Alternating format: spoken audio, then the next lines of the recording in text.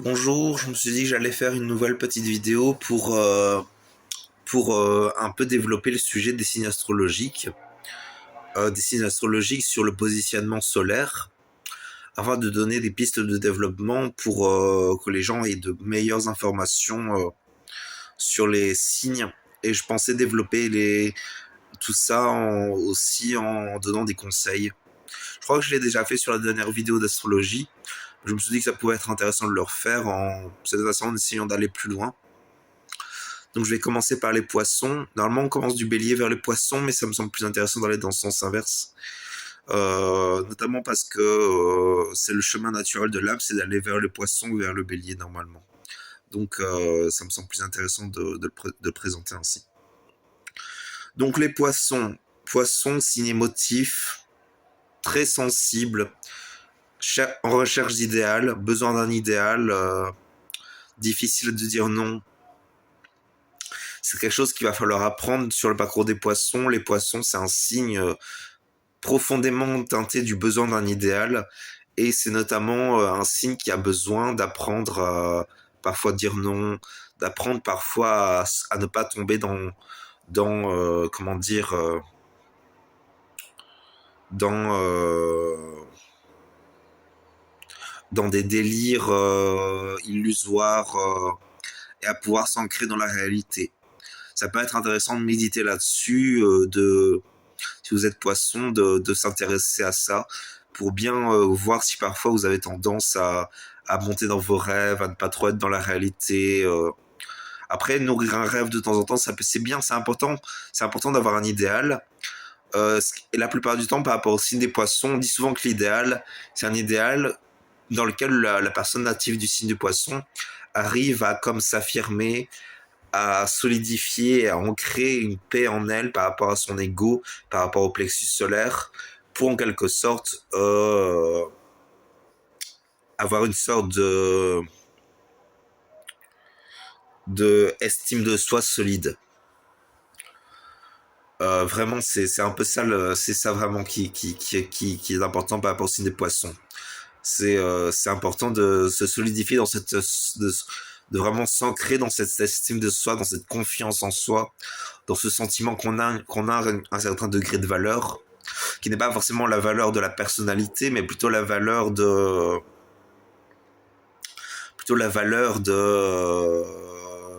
simplement d'un être humain qu'on a tous. On a tous un certain degré de valeur qui est en nous, qui est inaliénable par rapport à nos actes ou à nos pensées ou à nos paroles. C'est tout simplement, si nous sommes des êtres humains, nous avons un certain degré de confiance en nous que nous pouvons avoir. Donc ça, c'était pour le signe des poissons. Ensuite, il vient le signe du Verseau. Alors le signe du Verseau, un signe masculin d'ascension, maîtrisé par Uranus et par Saturne. Alors, je dirais qu'une bonne perspective d'évolution pour le signe des Verseaux, c'est de travailler pour l'évolution de l'humanité. Donc pourquoi pas créer des œuvres de fraternité pour le progrès social. Pourquoi pas travailler je vais mettre plutôt comme ça, ce serait mieux. Pourquoi pas travailler sur des œuvres de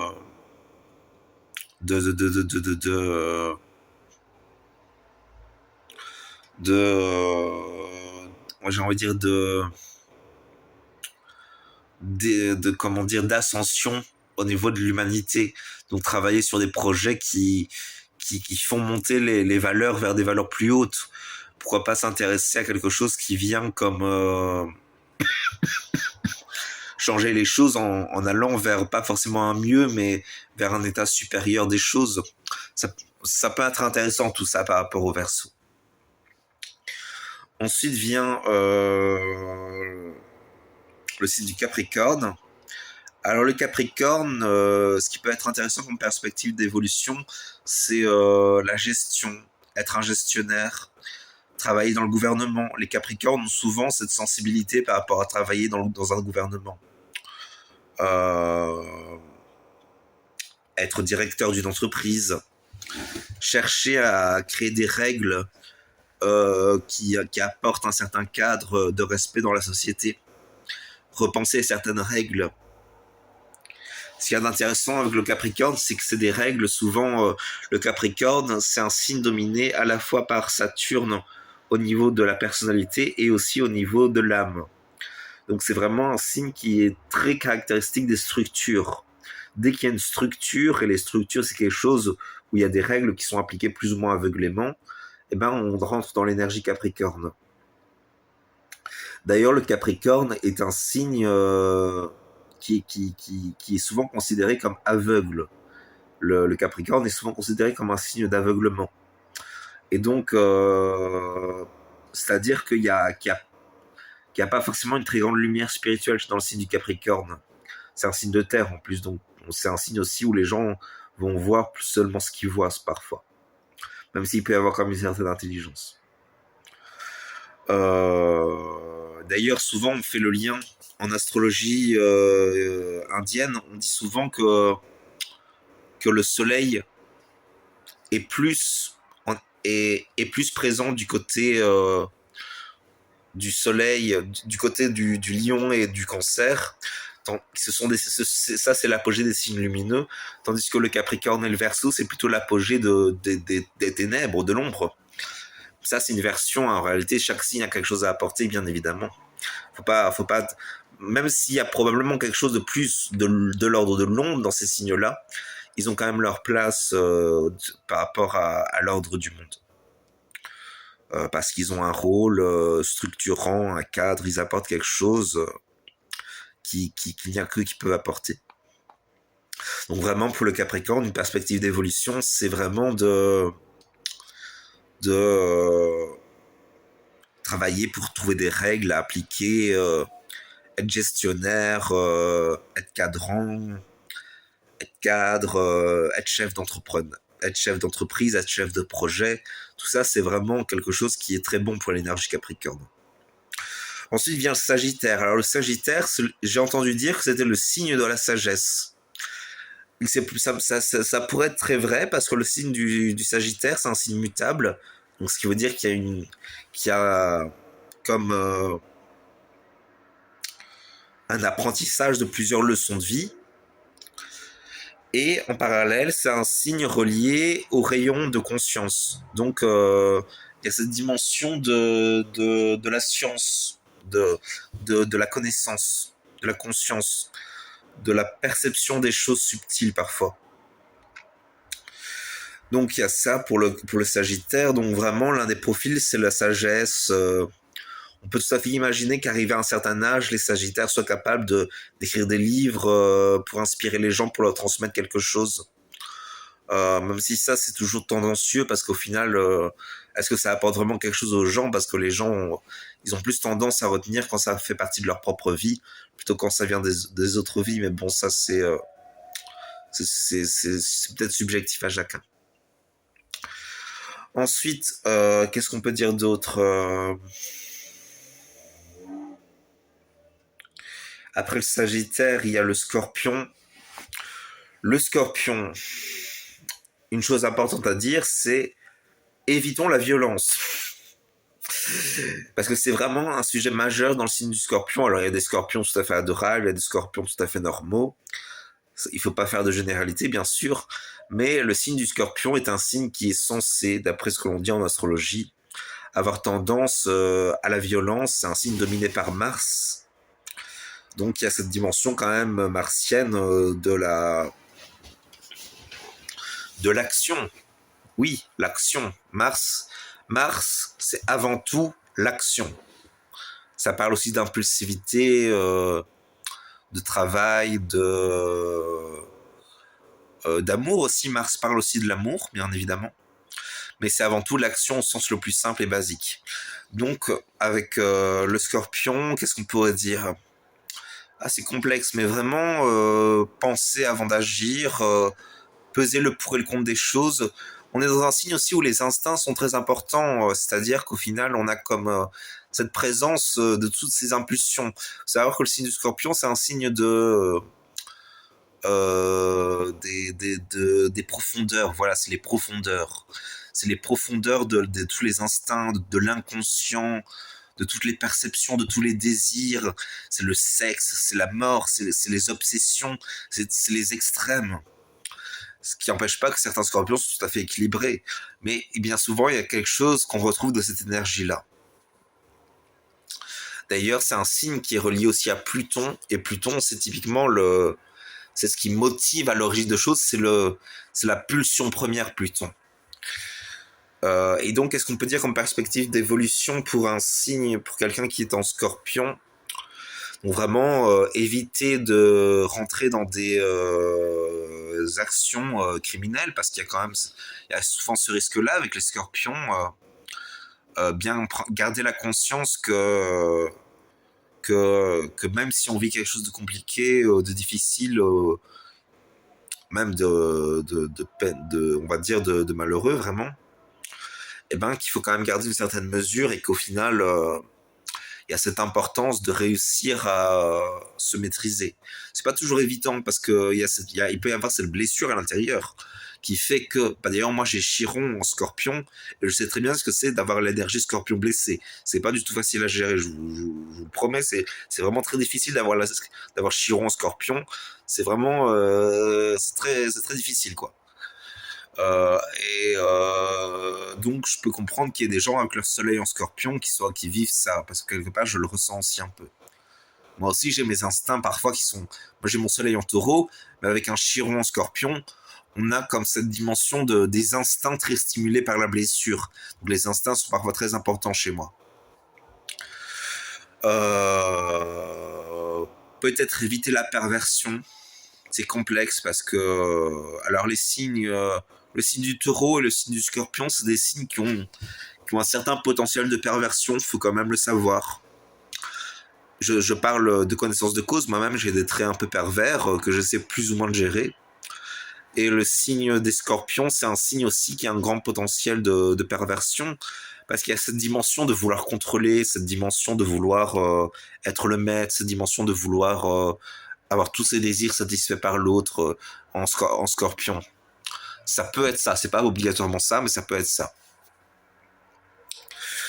Et donc vraiment se retenir de la perversion, se bien baigner son esprit dans des conditions de comprendre le juste, le bien peser les choses, de bien comprendre qu'il y a des choses qui se font, des choses qui se font pas.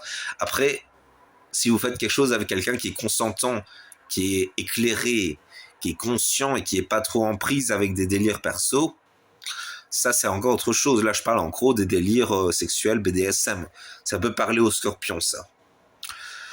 Mais bon, au final, c'est subtil quoi. Il faut apprendre à gérer tout ça subtilement. Et il y a beaucoup de scorpions qui sont bien équilibrés, mais il y en a certains, ils sont vraiment dans des délires perso qui sont assez particuliers quoi.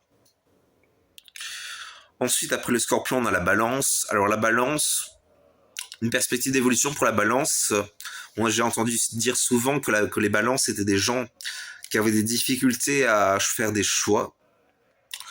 Eh ben, ce qu'on peut faire, ce que vous pouvez faire, c'est apprendre à faire des choix tout en mettant en place des choses qui respecteront la sensibilité de chacun. C'est-à-dire qu'au final, quand on a le soleil en balance, on a souvent cette dimension solaire qui met en lumière l'importance de l'équité, l'importance de respecter les sensibilités de chacun, l'importance de prendre en compte chacun, l'important que chacun ait sa part. C'est toute cette dimension de la justice avec la balance. Vous voyez, la balance, c'est ce qui calcule ce qui est juste. On a cette balance qui calcule les deux poids et qui pèse les choses pour calculer les choses avec la balance. Donc en quelque sorte, on a cette dimension-là. Et ben, il faut apprendre à faire des choix, on peut réussir à faire un choix en faveur de quelque chose, en faveur d'une perspective, tout en mettant en place quelque chose qui respectera la sensibilité de ceux pour qui on n'a peut-être pas opté pour leur choix. Voilà, c'est une piste peut-être à développer. Ensuite, après la balance, on a les vierges. Alors les vierges,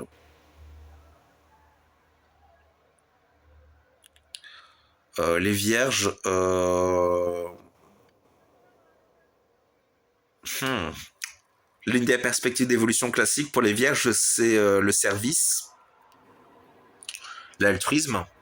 C'est un signe très désintéressé, le signe de la Vierge. C'est un très beau signe d'ailleurs pour ça. Euh,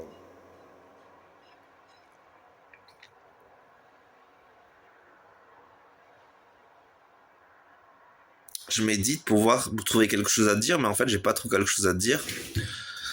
C'est un signe parfait, en fait. Il n'y a pas besoin de dire quelque chose, vous êtes parfait.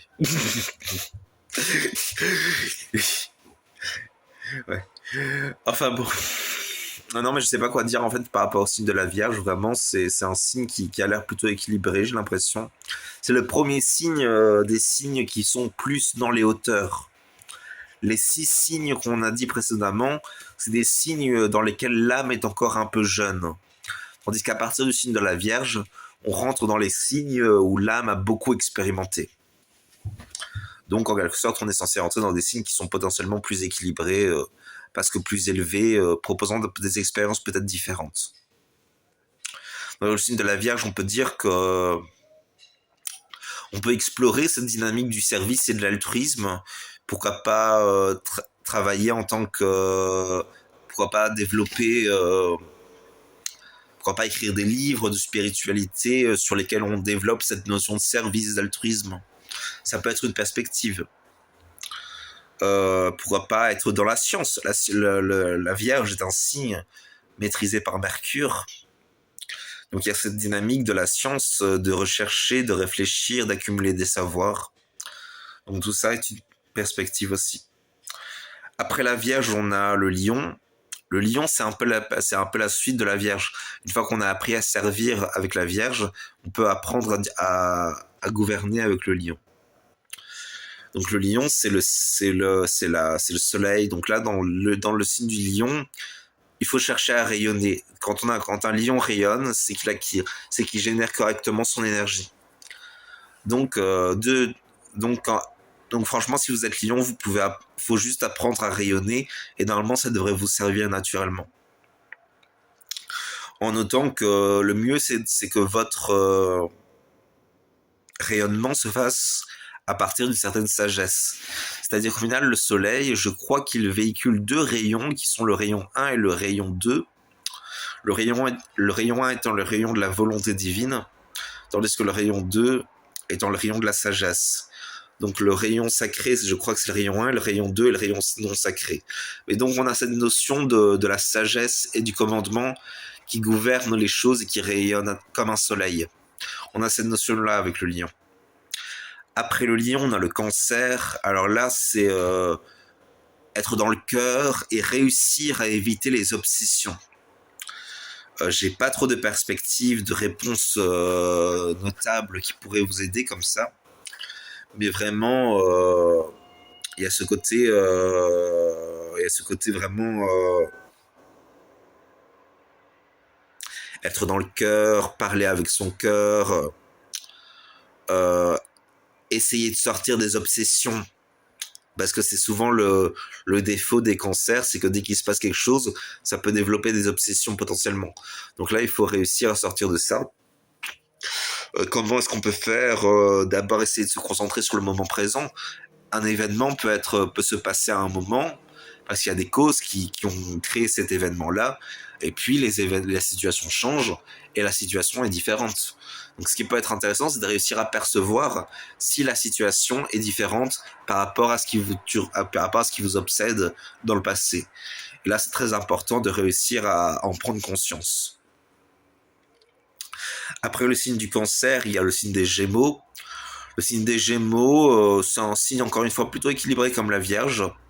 On peut avoir ce côté de faire beaucoup d'expériences, de beaucoup parler avec les gens, beaucoup se cultiver, apprendre à utiliser son propre Vénus, sa propre Vénus.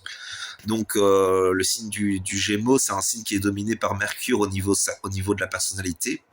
Donc, ce qui fait que le natif aura naturellement tendance à vouloir voyager, tendance à vouloir apprendre des choses, tendance à la curiosité, tout ce qui est mercurien. Et à côté, il y aura cette dimension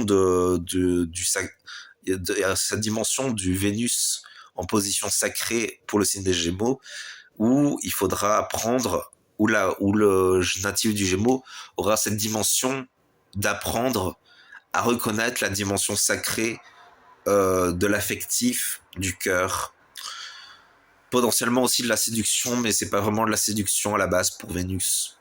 Ça peut l'être, mais c'est pas vraiment le cas à la base. Et donc il y aura cette dimension vraiment d'apprendre à transmettre de l'affect aux autres, et ce sera sacré pour le natif. À partir du moment où le natif rentre en contact avec son Vénus en position de l'âme, et ben là, souvent, ça débloque des gens très beaux, très sensibles, très affectueux, très dans Vénus. Souvent, c'est très beau. Ensuite, après, on a le taureau. Alors, le taureau,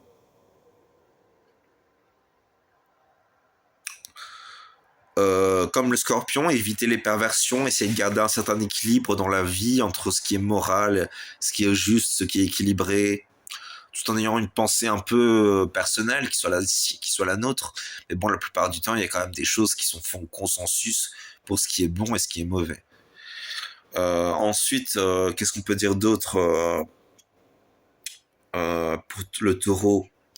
Apprendre à développer son rayon de la conscience, apprendre à percevoir les choses telles qu'elles sont, ouvrir le troisième œil. C'est intéressant aussi pour le Sagittaire et le Scorpion, ça d'ailleurs, ouvrir le troisième œil.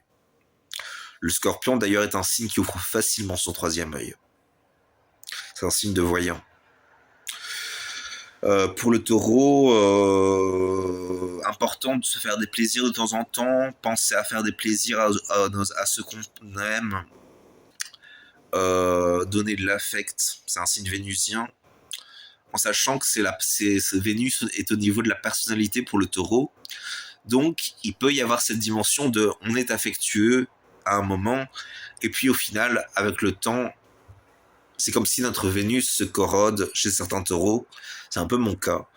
Moi, je suis plus si affectueux que ça avec les gens que je côtoie, alors qu'il y avait une époque où je l'étais très très très fort. Euh, c'est comme cette dimension quoi de Vénus. Vénus étant au niveau de la personnalité, ça peut se faire. Il peut y avoir de l'affectueux, mais ce sera jamais pris avec autant d'importance et avec sa dimension sacrée comme pour le Gémeaux. C'est-à-dire qu'au final, chez le Taureau, l'affect, la dimension affectueuse des choses sera là au final pour garantir un certain cadre, pour se rassurer, pour accorder une certaine stabilité dans sa vie. En réalité, pour maîtriser et contrôler la personne sur laquelle le Taureau a jeté son dévolu. Voilà, comme ça vous le savez. Comme ça vous le savez, c'est un peu la vérité au fond. Il y a des taureaux, ils sont tellement obnubilés par la personne qu'ils aiment, qu'ils se rendent même pas compte qu'ils sont dans cette énergie de contrôle, de maîtrise, par la séduction. Mais c'est quand même un peu ça. Il peut quand même y avoir un vrai cœur derrière les choses qui fait que le taureau peut être authentiquement affectueux à certains moments. C'est là qu'on constate que la véritable affection n'est pas quelque chose que l'on apporte parce qu'on veut l'apporter, mais c'est quelque chose qui arrive dans certaines occasions, en fait. Ensuite, pour le signe des taureaux, c'est plus ou moins tout. Pas beaucoup d'autres choses à dire.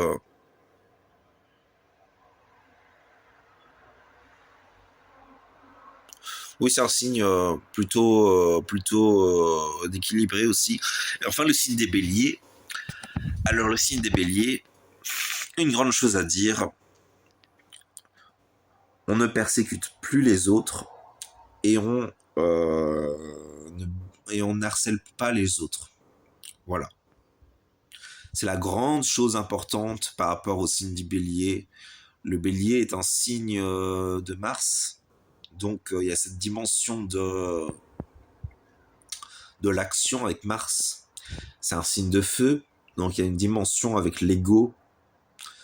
Quand l'ego et Mars se rencontrent, ça pose les bases pour un potentiel harcèlement. Donc voilà, il faut se retenir de rentrer dans ces sphères-là parce que forcément, c'est des sphères particulières à vivre, quoi. Donc il faut se retenir, il faut se maîtriser.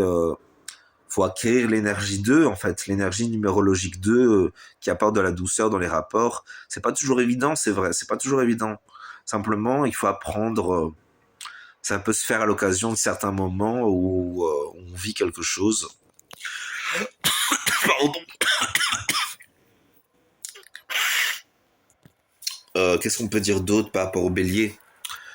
Le bélier, c'est un signe de leader. Donc, il y a cette dimension d'oser leader les autres, d'être proactif dans sa vie. Vraiment, le signe des béliers, c'est un signe où on a besoin d'être proactif. Donc voilà, j'ai plus ou moins tout dit de ce que je voulais vous dire. J'espère que ça vous aura intéressé.